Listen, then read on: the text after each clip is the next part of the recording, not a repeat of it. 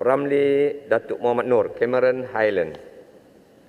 Terima kasih Yang di-Pertua. Soalan saya, soalan nombor 7. Silakan Menteri Kanan Kerja Raya atau timbalannya untuk menjawab. 3 minit. Selamat pagi. Terima kasih Tuan Yang di-Pertua.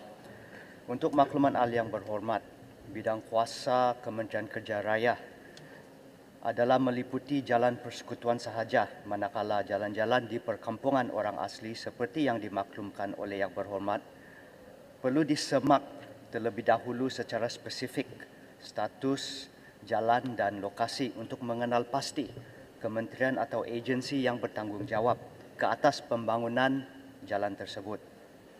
Walau bagaimanapun, jalan-jalan di perkampungan orang asli telah dikenal pasti terdiri daripada jalan dengan jumlah trafik yang berkapasiti rendah. Sehubungan itu, reka bentuk dan juga spesifikasi yang digunakan oleh JKR Malaysia jika diberi tanggungjawab sebagai agensi pelaksana adalah dengan mematuhi garis panduan reka bentuk untuk kawasan trafik yang berkapasiti rendah. Antara garis panduan tersebut ialah dengan izin Design Guide for Alternative Pavement Structure Low Volume Roads. Garis panduan ini mengambil kira beban trafik yang bersesuaian bagi reka bentuk turapan jalan yang optimum. Selain itu, JKR juga telah menyediakan dengan izin Standard Specification for Roadworks Section 18 Soil Stabilization untuk penggunaan bahan penstabil tanah sebagai bahan alternatif dalam pembinaan jalan. Untuk makluman ahli yang berhormat, terdapat pelbagai teknologi dan bahan baru yang dihasilkan di dalam negara maupun dibawa masuk daripada luar negara sejajar dengan keperluan negara kita yang bertambah maju dan pesat dengan pembangunan. Bahan turapan jalan teknologi baru yang dibangunkan ialah dengan menggunakan aditif atau bahan tambah seperti polimer sintetik atau polimer modified aspal, polimer asli seperti getah asli, natural rubber modified aspal, getah daripada tayar lama ataupun crumb rubber modified aspal, selain aditif seperti synthetic hard wax, cellulose fiber dan synthetic polymer fiber. Namun begitu, kesesuaian penggunaan teknologi atau bahan baru ini perlu dipertimbangkan dari aspek keperluan iklim tempatan serta keadaan dan beban trafik di lokasi penggunaan supaya tidak berlaku pembaziran. Adalah penting bagi pereka bentuk pavement dan pihak berkuasa jalan memahami kelebihan setiap teknologi atau bahan baru ini serta manfaat penggunaannya di dalam turapan jalan sebelum menggunakannya.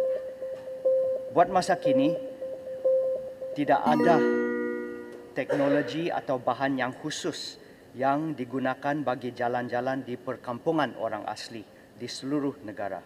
Penggunaan bahan binaan konvensional pada masa kini masih memberikan kos yang optimum terhadap pembinaan jalan.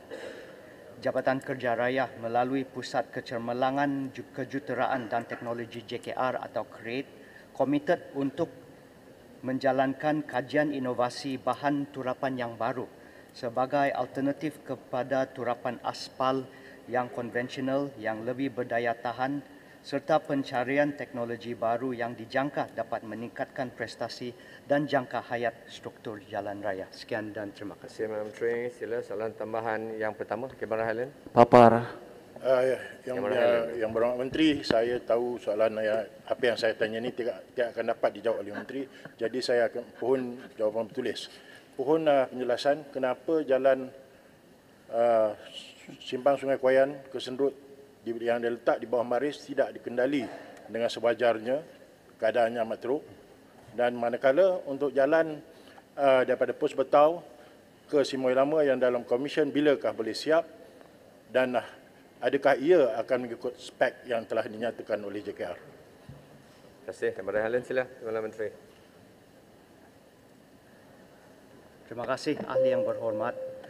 Hasil semakan kementerian ini bersama dengan JKR telah mendapati bahawa jalan yang disebutkan oleh Yang Berhormat tadi merupakan jalan negeri dan didaftarkan di bawah tanggungjawab penyelenggaraan jalan negeri dan juga di bidang kuasa kerajaan negeri.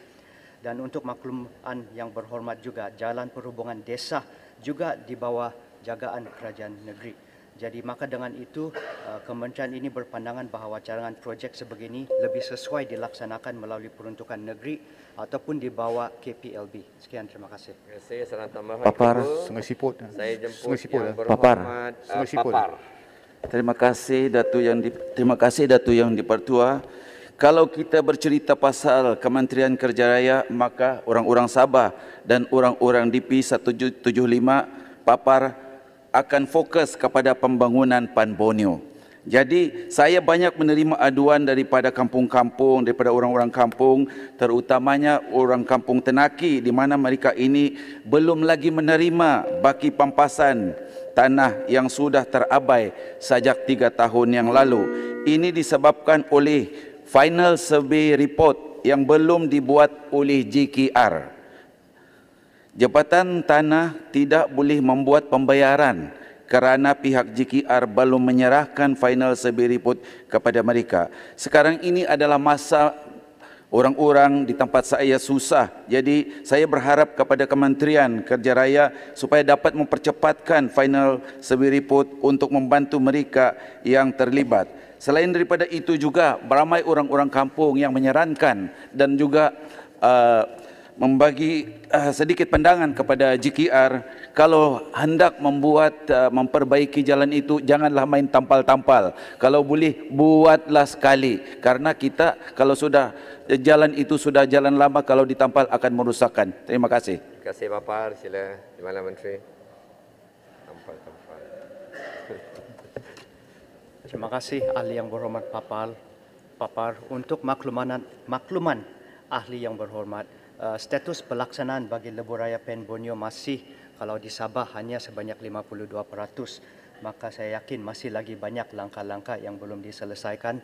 Maka saya juga akan semak kembali dengan JKR dan juga JKR di negeri Sabah supaya isu seperti pampasan ini boleh diselesaikan mengikut jadual yang ditetapkan. Ya, supaya final survey report itu dipercepatkan dan orang-orang kampung akan berasa senang hatilah apabila menerima pembayaran. Diambil maklum ahli yang berhormat. Terima kasih. Terima kasih Menteri. Saya bagi peluang soalan tambahan yang ketiga. Saya jemput yang berhormat Merbuk. Terima kasih Datuk Speaker. Tadi Menteri ada sebut berkenaan teknologi baru. Saya sebenarnya ingin merujuk kepada kajian yang pernah dibuat oleh Lembaga Getah Malaysia pada 2015 dengan kerjasama JKR sendiri, yang mana menggunakan asfalt terubah getah bekuan daripada getah beku sebagai bahan tambah untuk membina jalan. Jadi sejauh manakah kementerian sekarang ini benar-benar mengenengahkan getah beku ini sebagai bahan tambah jalan supaya makna dia benda itu bukan sahaja terbukti lebih tahan lama, free maintenance, tetapi kos dia lebih murah untuk jangka masa panjang. Terima kasih. Sila Timbalan Menteri jawab. Terima kasih ahli yang berhormat. Satu soalan yang sangat baik. Jabatan Kerja Raya melalui Pusat Kecemerlangan Kejuruteraan dan Teknologi ataupun CREATE sentiasa menjalankan kajian inovasi untuk mencari bahan turapan baru untuk mengurangkan kos dan memberikan faedah yang terbaik kepada pengguna jalan. Buat setakat ini, di pra kajian yang sudah dijalankan telah mendapati bahawa sebenarnya prestasi daripada rubberized roads ini sebenarnya sama dengan jalan yang dibuat secara konvensional, tetapi kos pembinaan per kilometer sebenarnya dia lebih tinggi berbanding dengan kaedah konvensional. Hampir 40% lebih mahal sekiranya kita menggunakan natural rubber. Antara sebab juga adalah sebab teknologi ini masih baru dan juga pembekal ataupun penggiat teknologi ini masih lagi terhad. Jadi pada masa kini kita sedang buat kajian secara jangka masa panjang untuk membuat satu cost benefit analysis. Sekiranya walaupun kos itu pembinaan lagi mahal, tetapi secara jangka masa panjang untuk penyelenggaraan, adakah itu lebih murah berbanding dengan kaedah konvensional. Jadi kalau ada apa-apa hasil daripada kajian itu akan kita maklumkan secara umum nanti. Sekian dan terima kasih. Terima kasih. Terima kasih Menteri.